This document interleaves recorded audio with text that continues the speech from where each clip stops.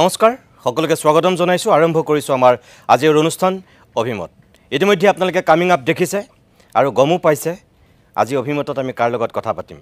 কি বিধানসভাৰ ভিতৰত কি বিধানসভাৰ বাহিৰত যোৱা কিছুদিন ধৰি হততেই সামাজিক মাধ্যমেই হওক সংবাদ মাধ্যমেই হওক এক প্ৰকাৰ একেবাৰে শিৰোনামত আছে বিধায়ক অখিল গগৈ আৰু আজি অখিল গগৈক কিছু বিৰতিৰ মূৰত আমি ষ্টুডিঅ'ৰ অতিথি কৰিছো আৰু তেখেতৰ লগত পুনপটীয়াকৈ কিছু কথা পাতিম গগৈ ডাঙৰীয়া আপোনাক অনুষ্ঠানলৈ স্বাগতম জনাইছো নমস্কাৰ এটা সময়ৰ কটন কলেজৰ সেই মেধাৱী ছাত্ৰজন পৰৱৰ্তী সময়ত আন্দোলনকাৰী আৰু আন্দোলনকাৰীৰ পিছত সংগঠনৰ লিডাৰ তাৰ পিছত এতিয়া ৰাজনীতিবিদ এই যেটো ৰাজনৈতিক পৰিক্ৰমা দুই এটা কথা খোলাকে খুদিম বেয়া নাপাব একদম খোলা খুলিকে আমি কথা পাতিম বুলি আহিছো অখিল গগৈ পুৰা পাক্কা ৰাজনীতিবিদ বনি গল নেকি এতিয়ালৈকে বনিব পৰা নাই কাৰণ আপুনি ইয়াত আগতে কেতিয়াও এনেকে এখন বস্ত্ৰ লৈ নাহে আজি কিন্তু আপুনি এখন খুকিয়া ৰূপত আহিছে ও মানে আজি এখন লৈ আহিছো কাৰণ মানে একেদিন মানৰ আগতে মই বিটিয়ে দিলে যাওঁতে খুব মৰমেৰে এৰি হুটাৰ এখন মানে দিছিলে মোক আৰু কৈছিলে যে আপোনাক এদিন চাব খোজো হয়তা সেইকাৰণে মানুহক কুকৰাঝাৰৰ যেটো আপোনাৰ এছেম্বলি আছিল তাত বড়ো মানুহৰ বহুত মৰম পালো আৰু বড়ো মানুহৰ প্ৰশ্নখিনি মই তুলিবলৈ চেষ্টা কৰিছিলো গতিকে তেখেতসকলে মোক মৰম দিছে যেহেতু গতিকে ময়ো তেখেতসকলক এটা প্ৰতিদান দিব কৈছো আপোনাৰ হাৰিয়াৰ এটা মই আপোনাক খোলাকে কওঁ যে আপোনাৰ যেটো বিধানসভাত স্থিতি ভাল লাগে কেতিয়াবা এনেকুৱাকে ভাবো যে আপুনি নথকা হলে বহু কথা বিধানসভাখনৰ যেটো আকৰ্ষণ হ্ৰাস পালেহেঁতেন এনেকুৱাও লাগে আৰু কেতিয়াবা এনেকুৱাও লাগে জুখতকৈ আপুনি কেতিয়াবা বেছিকে নিজক ফোকাস কৰিবৰ কাৰণে আপুনি বাৰু জুখতকৈ বেছিকে হুলস্থুল কৰে নেকি মোৰ কথা কোৱা নাই এটো আপোনাক আৰু সামাজিক মাধ্যমতে হওক আপুনি যদি দেখিছে যে বিভিন্ন ধৰণৰ মানুহৰ বক্তব্য মই সেই মানুহখিনিৰে বক্তব্য আপোনাৰ ওচৰত উপস্থাপন কৰিছো যে এটা শক্তিশালী কণ্ঠ হিচাপে আপুনি ইতিমধ্যেই বিধানসভাত এটা পৰিচয় দিছে দিয়াৰ পিছতো বহুতৰ কাৰণে আনকি আপোনাৰ আটাইতকৈ সহযোগী দল কংগ্ৰেছ আৰু বিৰোধী ধৰক তাৰ পিছতে আছে AIUDF এই দুয়োটা দলৰ বহু নেতাৰ কাৰণে আপুনি নিখিজা কচু হৈ গৈছে নেকি মই মানে বিধানসভাখনক মোৰ সংগ্ৰামৰ এটা ক্ষেত্ৰ ৰূপে ল'ব খুজিছো আৰু এই বিধানসভাখনৰ জৰিয়তে মই আমাৰ গোটেই সংগ্ৰামী জীৱনত কৃষক মুক্তি সংগ্ৰাম সমিতিয়ে যিবিলাক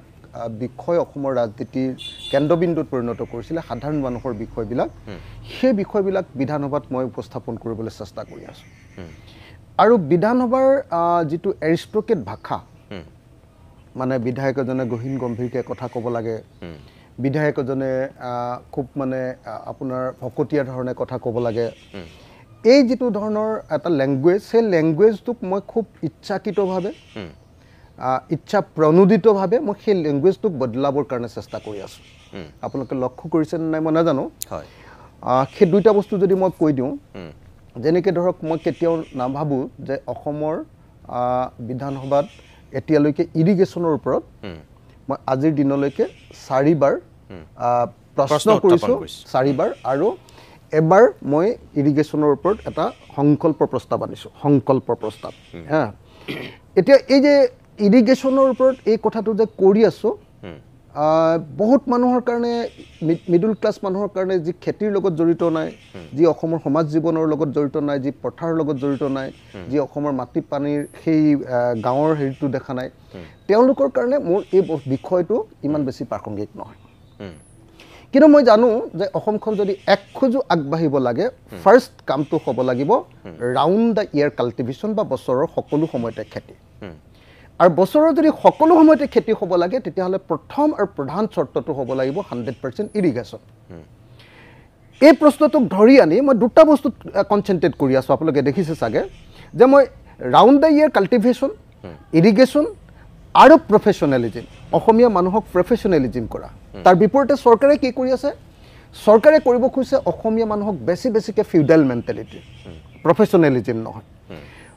অসমীয়া মানুহক আৰু কি কৰিব খুজিছে এলেহুৱা হিতাধিকাৰী সৃষ্টি তাৰ বিপৰীতে মই কি কৰিব খুজিছো আপুনি যদি চাই প্ৰত্যেকখন বিধানসভাত মই খুব সিস্টেমেটিক্যালি হয় প্ৰশ্নৰ জৰিয়তে নহলে অন্য কোনো ডিভাইচৰ জৰিয়তে অসমীয়া মানুহৰ উন্নয়নৰ প্ৰধান বস্তু যে প্ৰফেচনেলিজম হ'ব লাগিব আৰু তাৰ কাৰণে যে প্ৰথমতে কৃষি ব্যৱস্থাটোৰ আমি পৰিৱৰ্তন সাধন কৰিব লাগিব এই বস্তুটো খুব সিস্টেমেটিক্যালি আনিবলৈ চেষ্টা কৰিছো আজি বহুতে মানুহে কৈ থাকে যে ধান ক্ৰয়টো বিজেপি চৰকাৰৰ গুৰুত্বপূৰ্ণ সফলতা কিন্তু সেই বস্তুটো কোনে আনিলে সেই বস্তুটো চৰকাৰখনক লবলৈ বাধ্য কৰা বা চৰকাৰখনক লবলৈ পৰামৰ্শ দিয়া বা সেই বস্তুটোৰ এটা সেই লাইনত ভাবা মানুহেইটো কোনো নাই অসমত তো সেই বস্তুটো কেনেকৈ আনিলো চৰকাৰখনৰ মূৰত কেনেকৈ সোমোৱাই দিলো যদি আপোনালোকে চাই এতিয়া মই লাগি আছো আপোনালোকে নিশ্চয় দেখিছে যে এডুকেশ্যন আমাৰ স্কুলবিলাকত এজন শিক্ষক দুজন শিক্ষক ক্লাছ 5টা বা 6টা এলপি স্কুল এটা হলৰ ভিতৰত আপোনালোকে নিশ্চয় দেখিছে যে একদম আপোনাৰ হল এটাৰ ভিতৰত 6টা বা 5টা ক্লাছ মই কোৱালিটি এডুকেশ্যনৰ নামত নিজে এখন প্ৰাইভেট মেম্বাৰ্ছ বিল অনাই নহয় প্ৰত্যেকটো প্ৰশ্ন যেতিয়া মই কৰিছো যে এজনীয়া শিক্ষক কিমান আছে স্কুল এই প্ৰশ্নবিলাকৰ জৰিয়তে আপোনালোকে নিশ্চয় দেখিছে যে ড্ৰপ আউট সম্পৰ্কে মই বাৰম্বাৰ কুৱেশ্যন কৰোঁ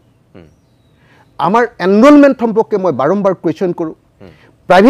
প্ৰাইভেট এডুকেশ্যন সম্পৰ্কে মই বাৰম্বাৰ কুৱেশ্যন কৰোঁ আৰু কি কৰিব চেষ্টা কৰোঁ মই কোৱালিটি এডুকেশ্যনৰ পক্ষত এটা জনমত গঠন কৰিবৰ কাৰণে চৰকাৰখনক কিছুমান কাম কৰাবৰ কাৰণে বাধ্য কৰিব খোজোঁ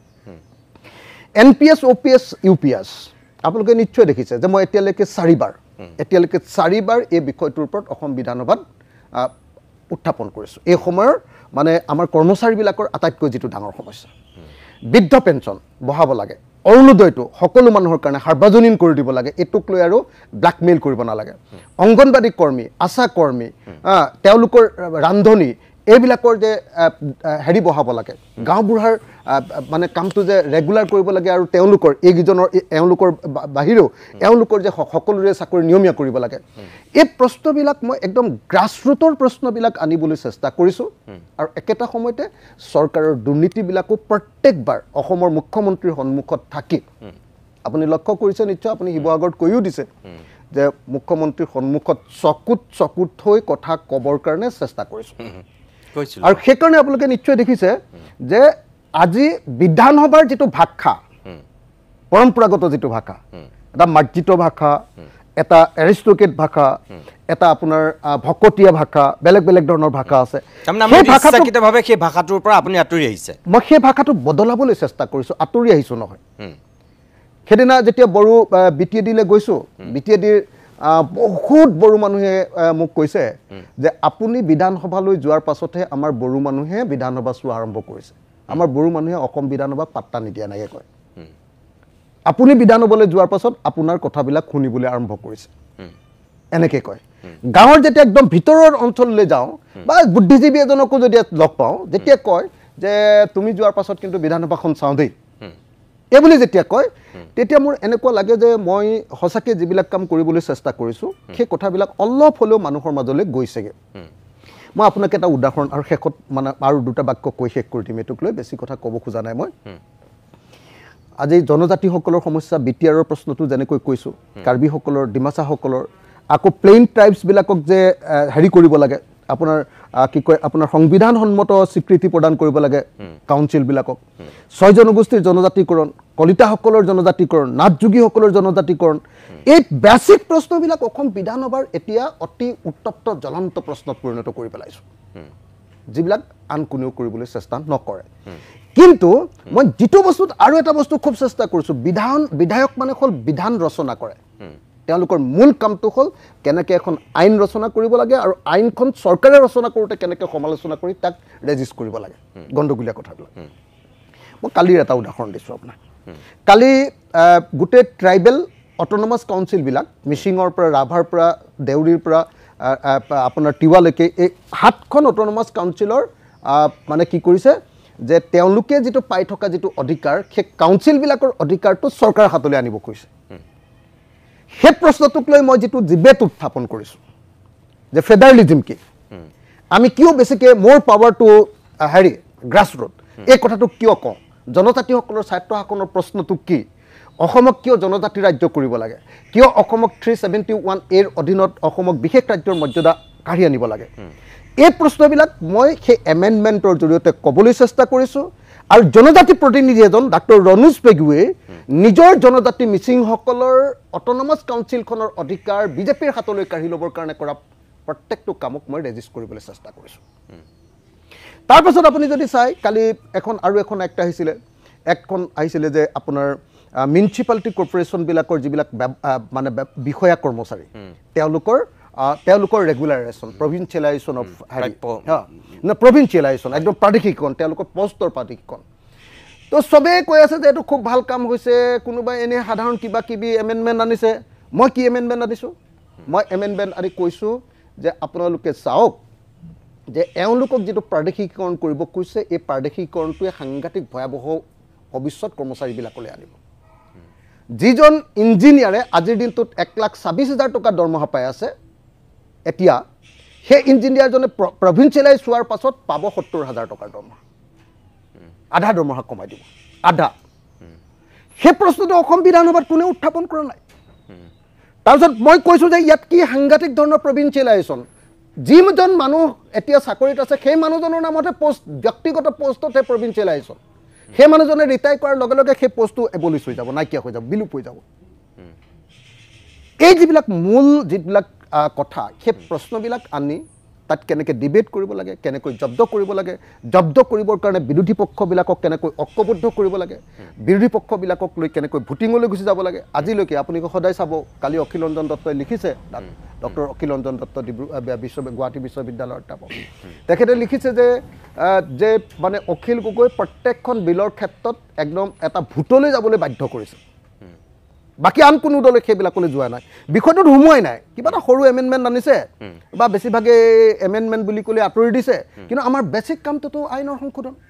সেই কামটো কৰিবলৈ মই চেষ্টা কৰোঁ বিধানসভাত মানে আপুনি এই 4 বছৰত আপুনি যথেষ্টখিনি শিকিলে আপোনাৰ কথাৰ পৰা সেইটো এতিয়া মোৰ অনুমান হৈছে প্ৰথম একদম নিৰ্বাচিত হোৱা এজন বিধায়ক হিচাপে 4টা বছৰ আপোনাৰ অতিক্ৰম হ'ল এতিয়া আৰু এটা বছৰ আছে গতিকে আপুনি এই 4 বছৰত যিখিনি শিকিলে বুজিলে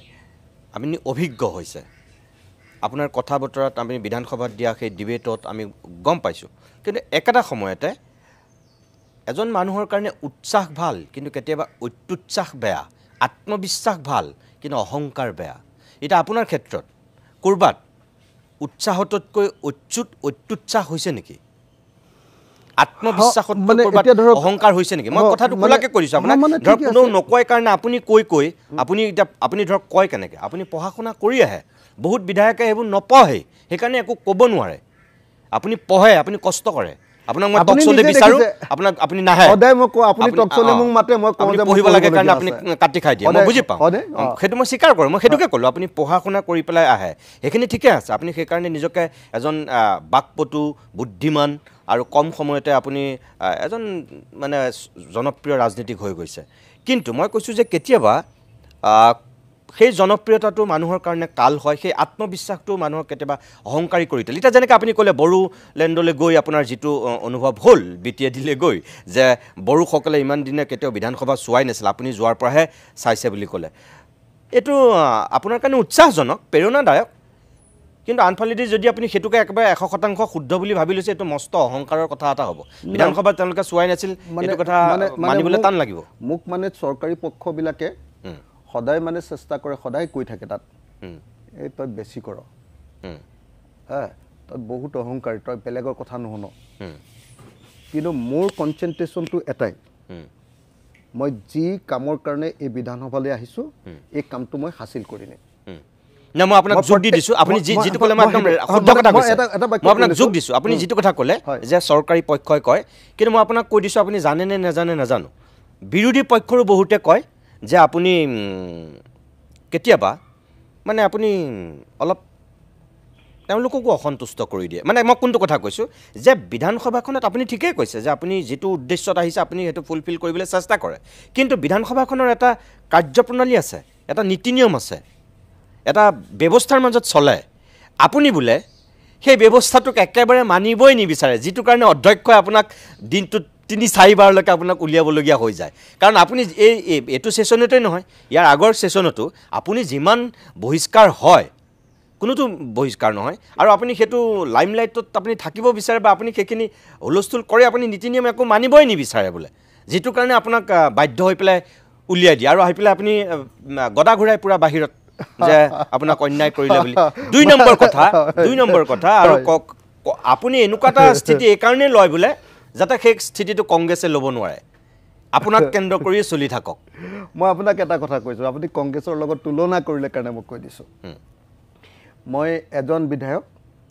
মাত্ৰ 2 মিনিট বা 2.5 মিনিট সময় পাওঁ কংগ্ৰেছৰ 26 জন আছিলে এতিয়া চাগে 19 জন মান আছে 19 জন বিধায়ক গতিকে 2 মিনিটকে পালেও কিমান মিনিট পালে দেখিলে 40 মিনিট মান পাই গ'ল হয়নে AIDFৰ 16 জন বিধায়ক তেওঁলোকেও 32 মিনিট মান পাই গ'ল CPIMৰ এজন বিধায়ক তেখেতো এজন বিধায়ক এতিয়া এই 2 মিনিটৰ ভিতৰত মই মোৰ লক্ষ্যটো পূৰণ কৰিবৰ কাৰণে মই বাক্যটো লিখি লৈ 3বাৰ মান প্ৰেক্টিছ কৰি লওঁ আৰু যি সময়ত সেই বাক্যটো মই সেই ঠাইত উত্থাপন কৰিব লাগে সেইটো সময়ৰ কাৰণে মই অনবৰতে যেনেকৈ অৰ্জুনে অকলে এইটোহে দেখা পায় চৰাই চকুটো মই তালে ৰৈ থাকোঁ বেলেগ কোনে কি কৈছে কোনে মোক গালি পাৰিছে কোনে মোক কি কৈছে এইফালে পীযুষ হাজৰিকাই মোক কিমান গালি পাৰিছে মানৱ ডেকাই কিমান গালি পাৰিছে দিগন্ত কলিতাই কিমান গালি পাৰিছে সুশান্ত কি কয় বৰগোহাঁই মোক কি চিঞৰিছে ৰূপজ্যোতি কুৰ্মীয়ে কি চিঞৰিছে এইটো মোৰ ভাবিবৰ কাৰণে তাত কোনো ধৰণৰ মোৰ অৱকাশ নাই কাৰণ মই একদম কম হৈ পাওঁ 2 নম্বৰ বিৰোধী পক্ষৰ কথাটো মই বহুত চেষ্টা কৰি আছোঁ বহুত চেষ্টা মানে প্ৰথম দিনটোৰ পৰা যে আমি বিৰোধী পক্ষৰ বিধায়কবিলাকে